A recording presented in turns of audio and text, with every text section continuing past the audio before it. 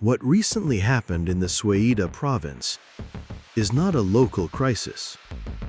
It is a geopolitical litmus test, in every sense of the word. A revelation of the true nature of the regime in Damascus, and another revelation of the deep clash between regional and international projects wrestling over the body of Syria. We are not merely witnessing demonstrations or a struggle for local influence. We are facing an existential test. A test between two opposing visions. The vision of a centralized, ideological, monolithic state, and a vision for a pluralistic Syria, diverse, civil. So what is truly happening? Who is pulling the strings? And what are the real scenarios awaiting a country that stands on the brink of the abyss? Today we will decode Suwayda to understand what has been left unsaid.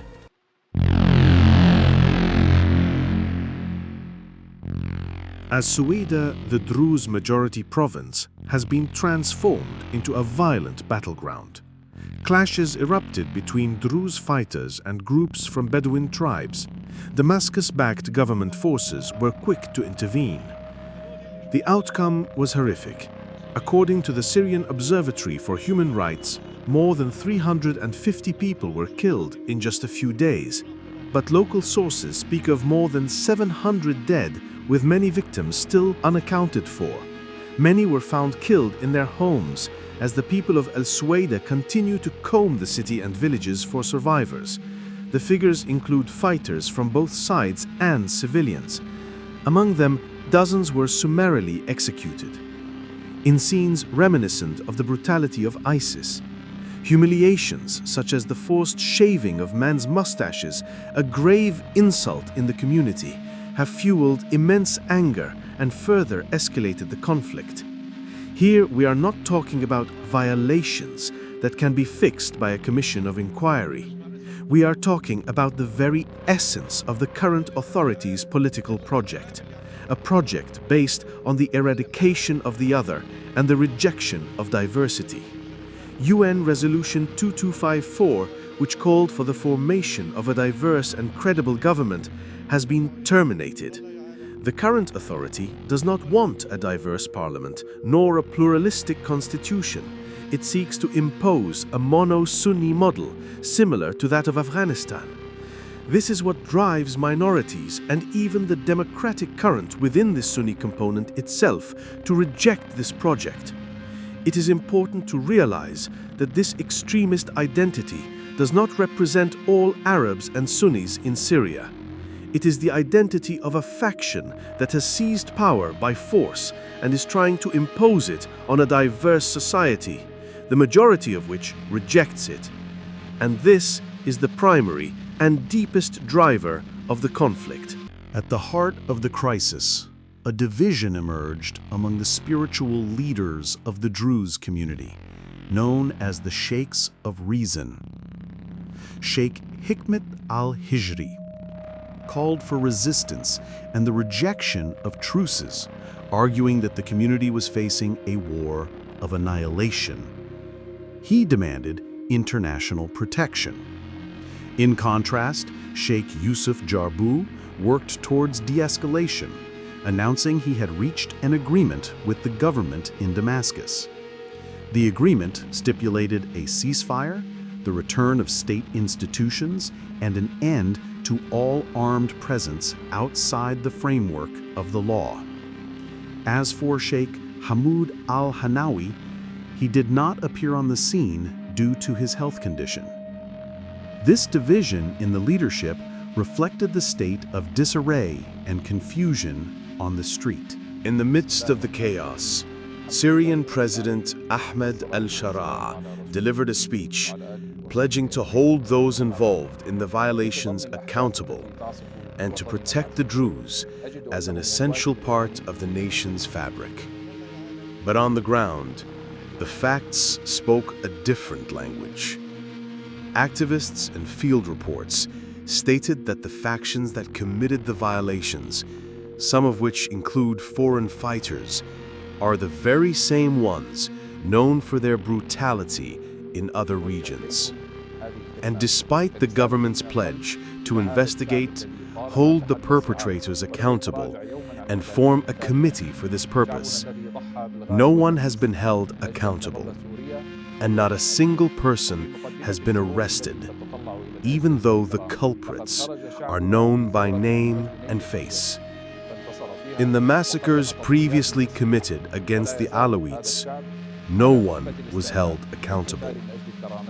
For instance, fighters who appeared in video recordings on the Syrian coast, boasting about killing Alawites, reappeared in Suwayda, this time boasting about killing Druze.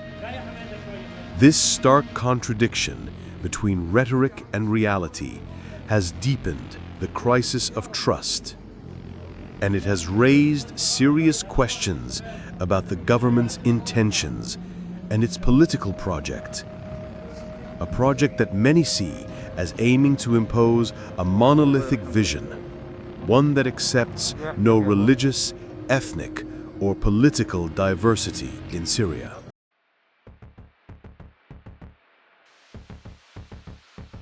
In this environment, Suwayda has transformed into an arena for settling scores. And here lies the fundamental collision between the American and Israeli agendas. The American vision. Washington, although unlikely to withdraw completely, and will probably maintain a symbolic presence in northeastern Syria, is seeking a political achievement. Its goal is to broker peace between Israel and a new Sunni Syria before reducing its role. The Israeli vision. Tel Aviv sees it the other way around.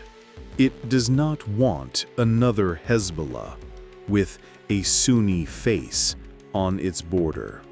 Israel's strategic goal is a Syria fragmented into weak, sectarian statelets. In fact, there is talk behind the scenes of a project known as David's Corridor, which would extend from Tel Aviv to Iraq, across southern Syria. And the siege of Suwayda could be a pressure tool to facilitate such projects. Based on all of this data, we can outline 4 realistic scenarios for the future of Syria. Scenario 1, the forced scenario, soft partition. This is the most realistic scenario, as Syria is already de facto partitioned.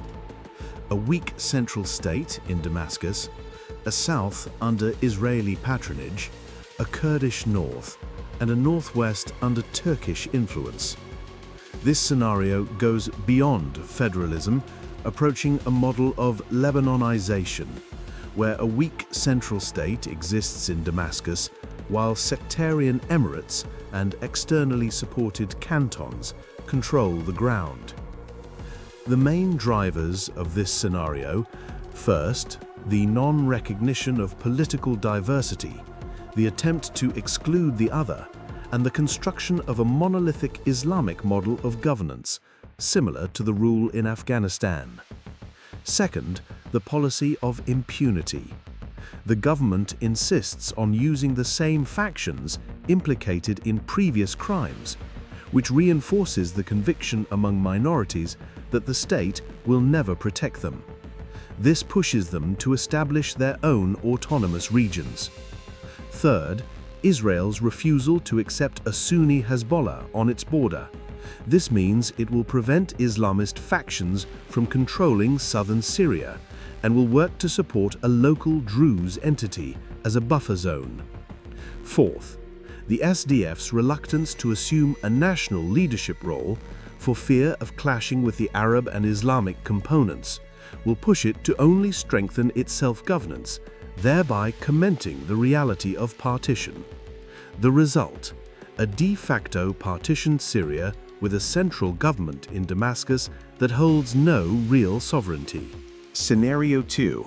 The rise of the national alternative. This scenario, which was once impossible, has now become possible. A successful Turkish-Kurdish rapprochement could create a new transitional administration to replace al-Shara's rule. But it faces enormous challenges.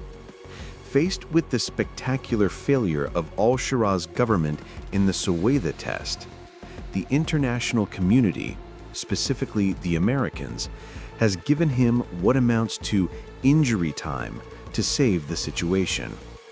But at the same time, the serious search for alternatives has begun.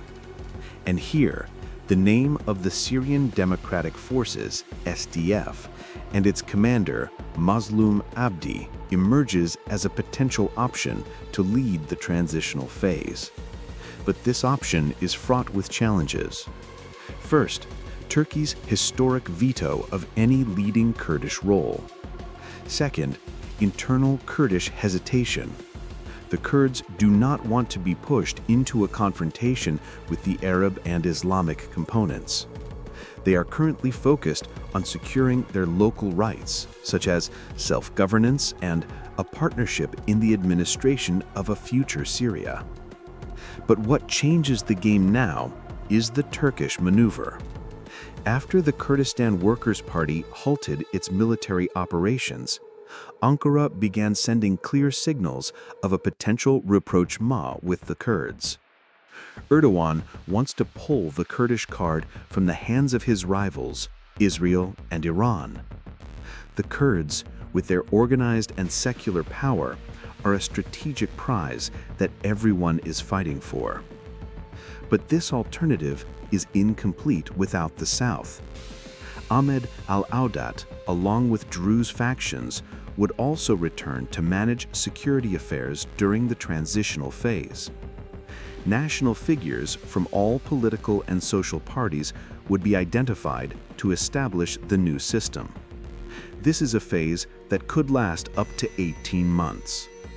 This opens the door to the national alternative scenario, which was previously completely ruled out.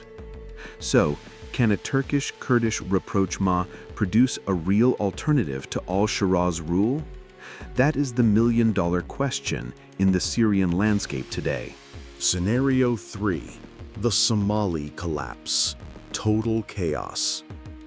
This is the scenario that will unfold if the other two scenarios fail.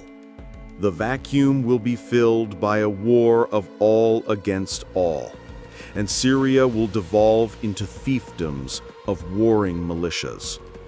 The drivers of this scenario: first, escalating violence. The daily doubling of casualties under al-Shara's rule and the accompanying atrocities create grievances and cycles of violence that cannot be controlled. Second, the failure of all alternatives. If the SDF proves unable or unwilling to play a national role, and if no other internationally accepted alternative emerges, the vacuum, will inevitably be filled by the most extremist groups. Third, the competition of external sponsors. Each regional power will back its own militia, turning Syria into an arena for settling scores by proxy. The result: the absence of any form of a central state, the spread of organized crime, and the continuation of low-intensity fighting indefinitely. Scenario 4. International intervention and imposed trusteeship. The Bosnian model. This scenario is the least likely, but it remains on the table if the situation reaches the brink of full-scale genocide. The drivers of this scenario: first, crossing red lines, a large-scale documented massacre that compels the international community to act immediately. Second, a consensus among major powers that the chaos in Syria no longer threatens only Syria itself, but everyone's interests. The result? The imposition of an international solution modeled on the Dayton Agreement. This solution includes the deployment of international forces and placing Syria under an international trusteeship. This solution stops the killing, but it doesn't resolve the conflict. It only freezes it. The Suwayda crisis is not the end. Rather, it is the beginning of the revelation of the conflict's true face.